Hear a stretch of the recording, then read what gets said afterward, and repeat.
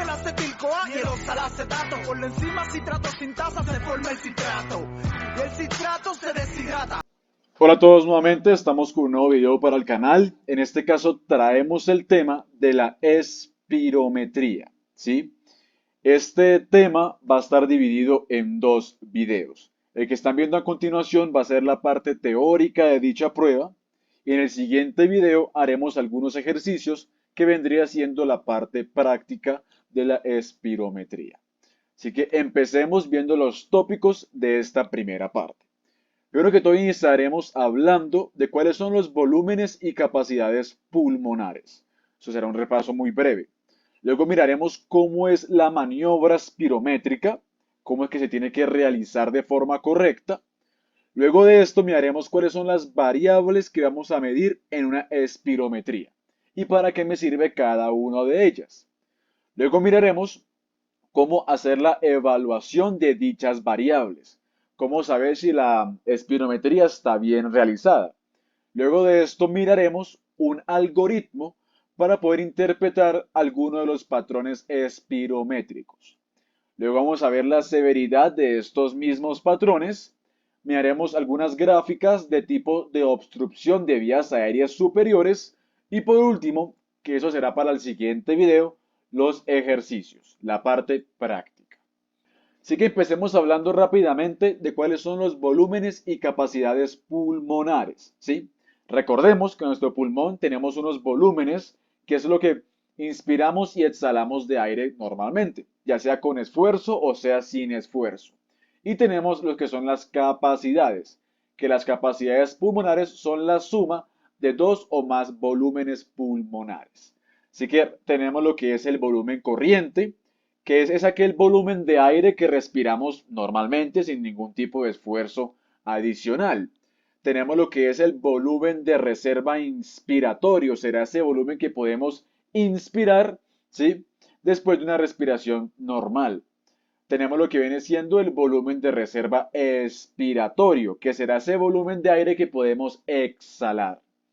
Tenemos también lo que viene siendo la capacidad inspiratoria, ¿sí? Que será la suma de dos volúmenes, la suma del volumen corriente y la suma del volumen de reserva inspiratorio. Y con esto tenemos lo que viene siendo algo muy importante para la espirometría, que es la capacidad vital.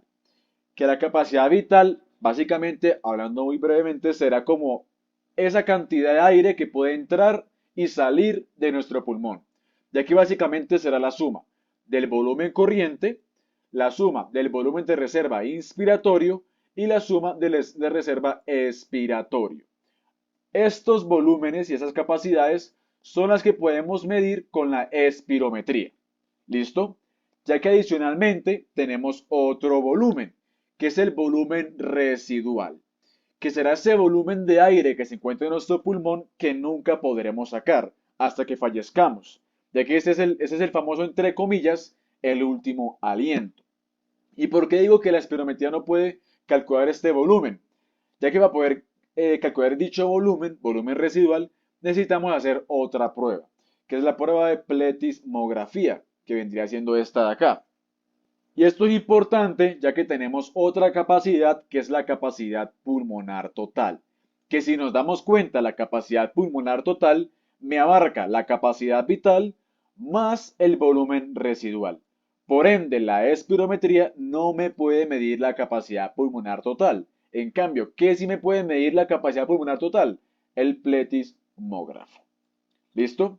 Esto vendrían siendo los volúmenes y capacidades pulmonares. Ahora miremos cómo se debe realizar la maniobra espirométrica de forma correcta. ¿Listo? Entonces, para poder realizar la maniobra correctamente, el paciente tiene que inspirar lo máximo que pueda, tiene que tomar aire lo máximo que pueda. Y luego de que tome aire lo máximo que pueda, lo empezará a exhalar. Y esto de aquí estará siendo lo que viene siendo el volumen de aire que el paciente está exhalando. ¿Y por cuánto tiempo el paciente tiene que exhalar aire? Lo que tiene que correctamente tiene que ser 6 segundos. El paciente tiene que demorarse exhalando 6 segundos. Y esto va a ser lo que me va a graficar la espirometría, esta curva, que esta es la morfología que tiene que tener dicha prueba. ¿Por qué? Ya que tenemos que aquí vamos a registrar dos parámetros. Uno que vendría siendo en el primer segundo, que sería la cantidad de aire que el paciente puede exhalar en el primer segundo, ¿sí? Que vendría siendo el BEF1. Ahorita miraremos mejor esto. Básicamente será el volumen expiratorio forzado en el primer segundo, que me representará al 80% del aire exhalado del paciente.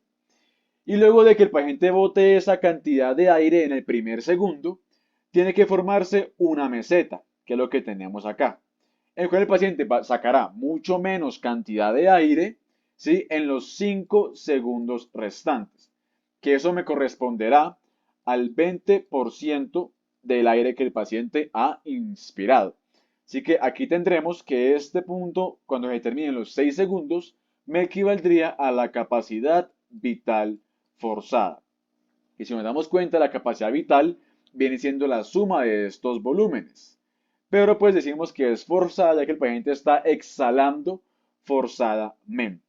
Así que tenemos estos dos parámetros que son los que nos interesarán en la maniobra espirométrica, tanto lo que viene siendo el BEF1, que lo normal es que sea el 80% del aire exhalado del paciente, y tenemos lo que es la capacidad vital forzada. Así que esta meseta que se formaría al paso de los 6 segundos. Y como dijimos, la espirometría me va a representar dos gráficas. Una gráfica volumen-tiempo y una gráfica flujo-volumen. La gráfica de volumen-tiempo fue la que vimos anteriormente en la diapositiva pasada, que me representaba dos parámetros.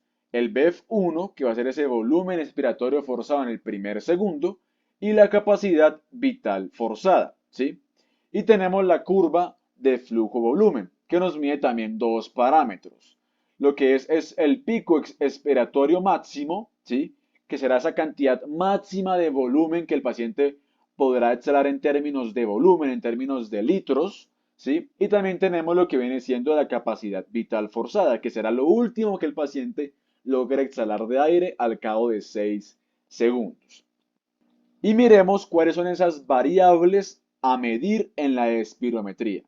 Ya hablamos dos de ellas. Una es la capacidad vital forzada, que ya la hablamos anteriormente, y la otra es el volumen expiratorio forzado en el primer segundo. Básicamente esto fue lo que nosotros hablamos en las diapositivas pasadas. Adicionalmente, tenemos la relación de estas dos variables, que vendría siendo el índice de Tifenau, ¿sí? Esa relación entre el volumen expiratorio forzado en el primer segundo sobre la capacidad vital forzada. Estos tres parámetros son los que más nos van a interesar en términos prácticos al momento de interpretar una espirometría. Recordemos que son los valores normales de cada uno de estos parámetros. Tenemos que saber que los pacientes, según su edad, según su talla, según su peso, según su raza, tendrán un valor de referencia para la capacidad vital forzada y también para lo que es el volumen respiratorio forzado en un segundo. Así que la capacidad vital forzada del paciente tiene que corresponder a más del 80%, ¿sí? De esa capacidad vital forzada estándar, digámoslo así. Igual forma pasa con el BEF1. El BEF1 del paciente tiene que ser mayor o igual del 80% de ese BEF1 estándar, según su edad, según su peso, según su raza, entre otras variables que tienen en cuenta al momento de tomar la espirometría. Y tenemos que el índice de Tifenau se considera normal cuando es mayor o igual del 70%. ¿Listo? También tenemos otras variables que vamos a medir en la espirometría, como vendría siendo el máximo volumen exhalado en un tiempo X, ¿sí? Tenemos que el BEF1 es el volumen que el paciente ha exhalado en el primer segundo, pero tenemos una variable que nos permite medir cuánto volumen de aire ha exhalado el paciente en un tiempo X, como ya sea en 3 segundos, o en 0,5 segundos, o en 0,75 segundos. ¿Para qué me sirve esto? Ya que tenemos que, obviamente hay personas, como niños pequeños, que no logran exhalar durante 6 segundos, por lo que se recomienda usar esta variable en niños que no logren llegar a este tiempo. ¿Listo? También tenemos otras variables, como viene siendo el flujo expiratorio forzado medio, que básicamente se le saca un medio entre ya sea el 25 o el 75% de la capacidad vital forzada. Y tenemos el último, la última variable que podemos medir en la espirometría, que será el pico máximo de flujo expiratorio, que fue lo que hablamos en la diapositiva pasada. Esa cantidad de aire máxima, ¿sí? En términos de volumen, en términos de litro, que el paciente logrará exhalar. ¿Listo? Estas son las variables que vamos a medir en la espirometría. Ahora miremos cómo evaluamos la espirometría, cómo la vamos a empezar a leer. Primero que todo, miramos si la curva es aceptable. ¿Listo? Luego de esto, miraremos si la espirometría es reproducible. Y luego, por tercero, leeremos los patrones espirométricos. Así que empecemos a ver cada uno de ellos a qué hace referencia. Empezando con ver si la curva es aceptable. Recordemos cómo es una curva normal de espirometría, que es lo que tenemos acá. ¿Sí? Aquí le hicimos un zoom y recordemos cómo es la morfología normal, ya sea en una gráfica de volumen-tiempo, como es esta que tenemos acá, o sea en una gráfica de flujo-tiempo, que sería esta que tenemos acá. Para poder empezar a mirar las curvas, tenemos que dividirla en tres factores. Vamos a ver cómo se encuentra el inicio de la curva, miraremos cómo se encuentra el final de la curva y miraremos por último la morfología de la curva. Empecemos hablando del inicio de la curva, ¿sí? Recordemos que el inicio pues tiene que ser de esta forma, como ya vimos anteriormente. Por ende, una curva que inicie con una concavidad, como sería en esta parte de acá, o como sería en esta parte de acá, sería una curva que no sería aceptable y tiene alguna alteración, ¿sí? Pasemos ahora a mirar cómo sería el final de la curva. Recordemos que el final de la curva en la gráfica de volumen-tiempo tiene que ser una meseta, que es como lo que estamos viendo en este momento de acá. Por ende, si tenemos una gráfica, ¿sí? Que no logra la meseta, como sería esta que tenemos acá, pues sería una gráfica que no es aceptable.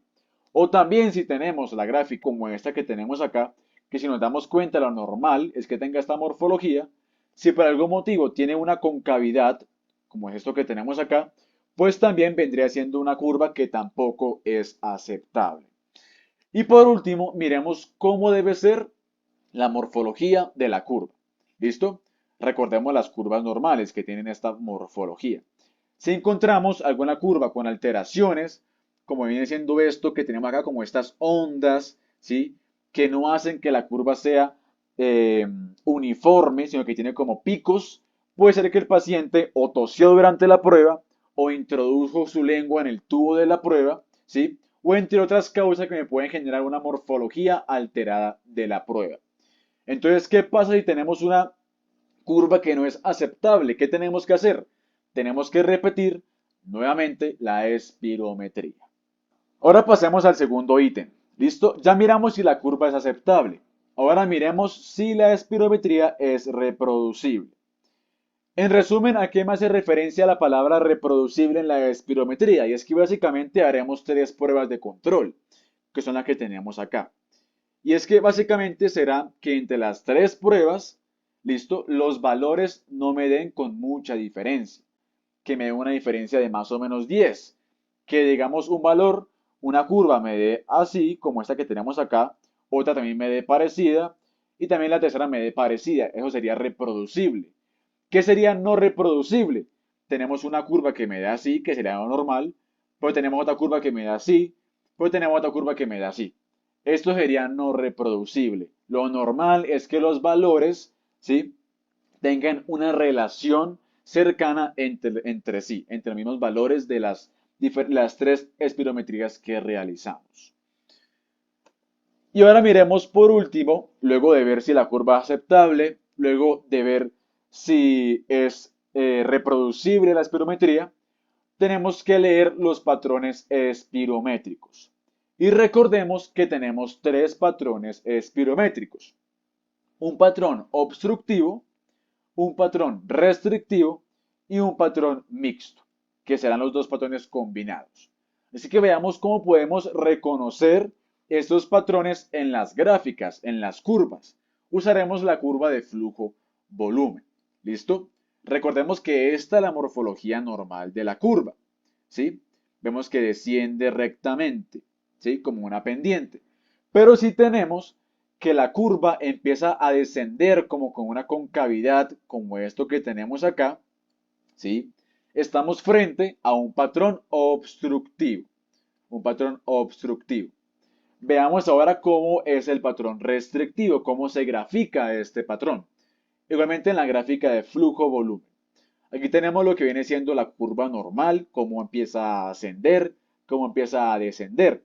Y nos damos cuenta de que cuando estamos frente a un patrón restrictivo, la curva tiende a ser mucho más pequeña.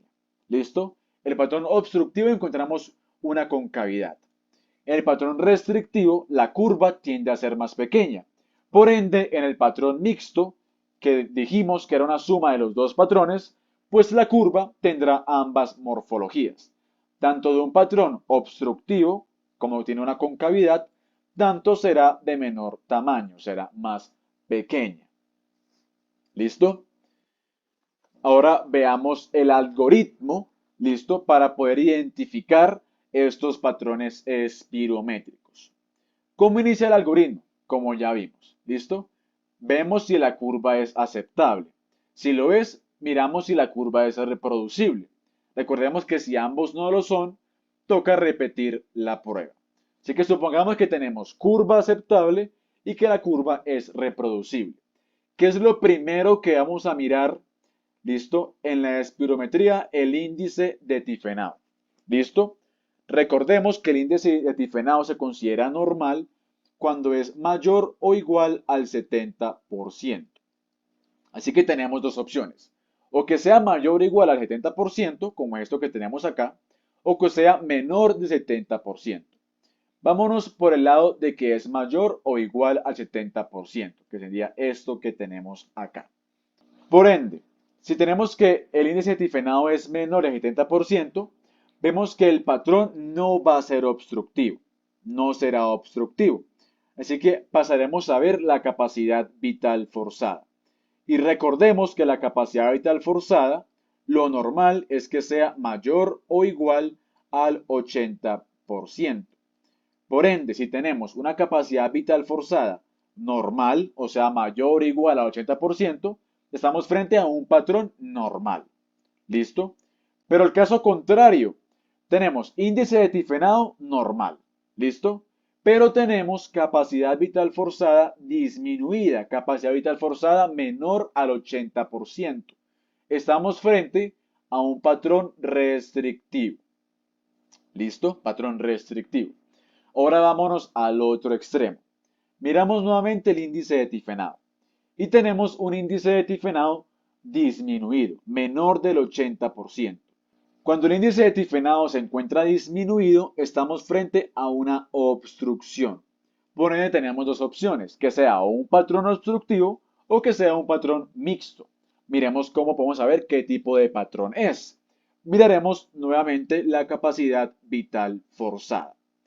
Y si la capacidad vital forzada se encuentra normal, o sea, se encuentra mayor o igual al 80%, estamos frente a un patrón obstructivo.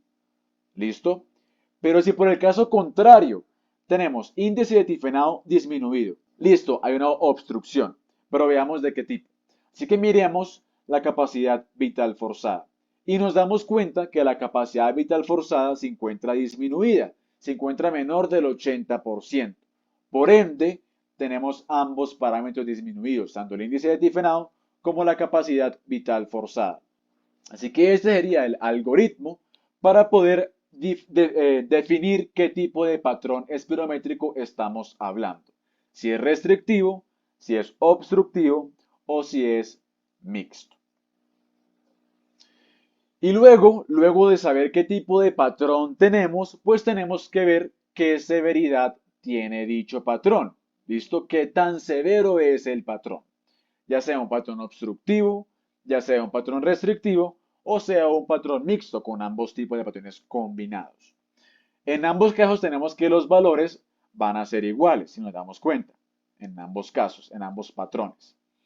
Lo único que cambia es la variable que miraremos en cada patrón. ¿Listo? En el patrón obstructivo miraremos el BEF1. ¿Por qué? Porque si recordamos, el BEF, el índice de tifenado se encuentra disminuido en el patrón obstructivo. En cambio, la capacidad vital forzada está normal. Por ende, la variable que nos interesa ver para graduar la severidad del patrón obstructivo será ¿cuál? La que se encuentra disminuida, que es el BEF1. En cambio, en el patrón restrictivo, miraremos la capacidad vital forzada. ¿Por qué miraremos esta en el patrón restrictivo? Porque si recordamos, el índice de tifenado en el patrón restrictivo se encuentra normal, así que el BEF1 está normal. Pero en cambio, la capacidad vital forzada es la que se encuentra disminuida. Por ende, la variable que nos interesa para graduar la severidad del patrón restrictivo es la capacidad vital forzada. Y en ambos dijimos que tenemos los mismos valores. Si tenemos un valor, por ejemplo, en el patrón obstructivo, tenemos un BEF1 por encima del 70%, estamos frente a un patrón obstructivo leve. ¿Listo? Si tenemos un BEF1 entre el 60 y 69%, estamos frente a un patrón obstructivo moderado. Si tenemos un BEF1 entre el 50 y 59%, estamos en un patrón obstructivo moderadamente severo. ¿Listo? Y ahora, si tenemos un BEF1 entre el 35 y 49%, estamos en un patrón obstructivo severo. Y la última grado de severidad que tenemos es cuando tenemos un BEF1 menor del 35%, que sería muy severo. ¿Listo?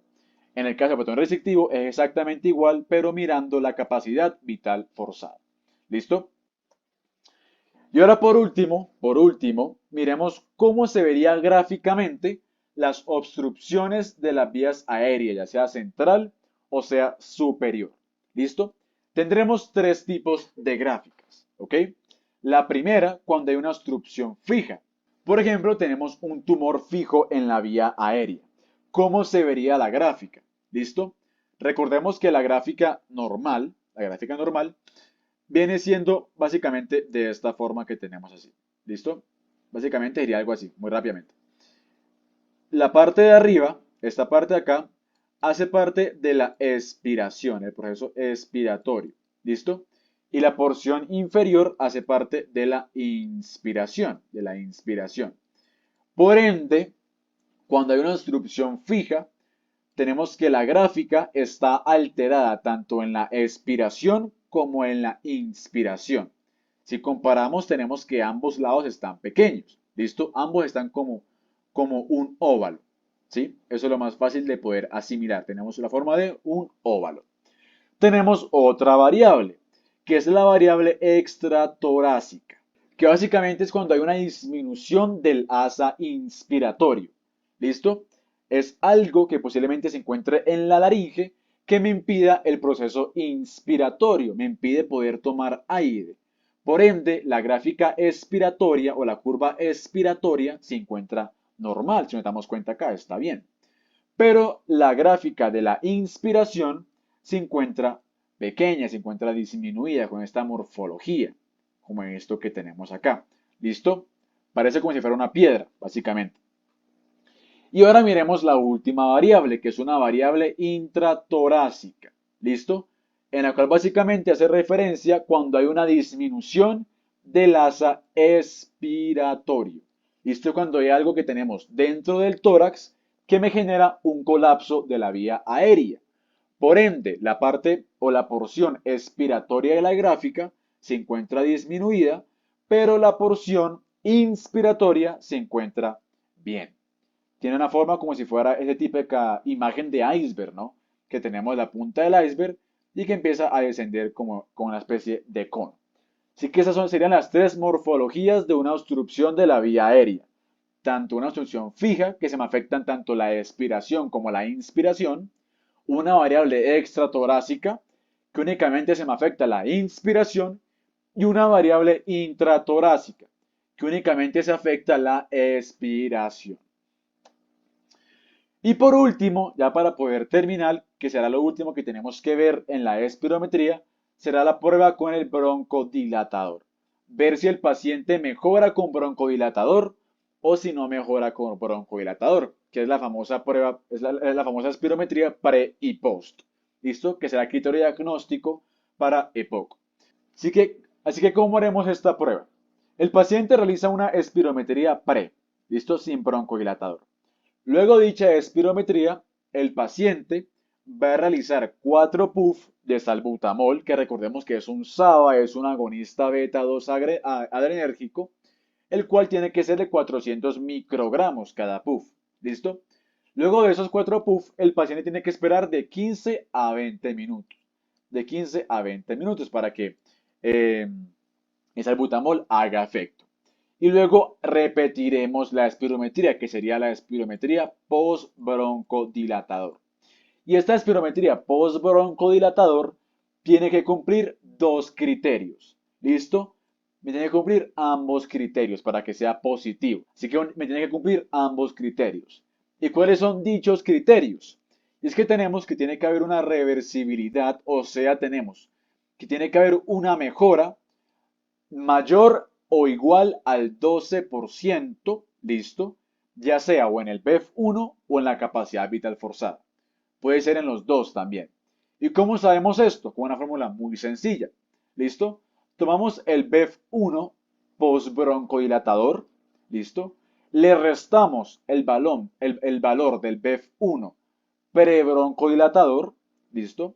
Estos dos valores restados lo dividimos en el BEF1 prebroncodilatador y este resultado lo multiplicamos por 100 para que me dé en porcentaje. Y esto tiene que ser mayor o igual al 12%. ¿Listo?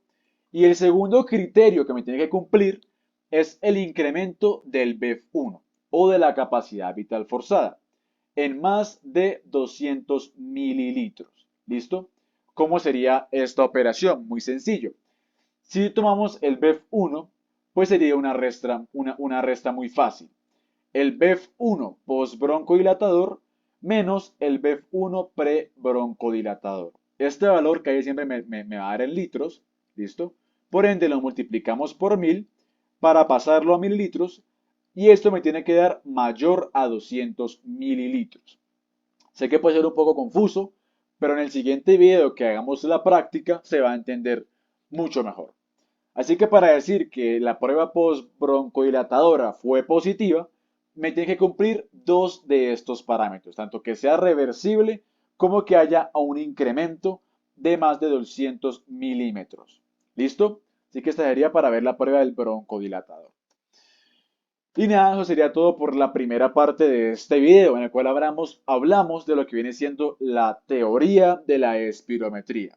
En el siguiente video hablaremos de la parte práctica. Resolveremos algunos ejercicios de espirometría. Así que nada, gracias por escuchar este video. Nos vemos en la próxima.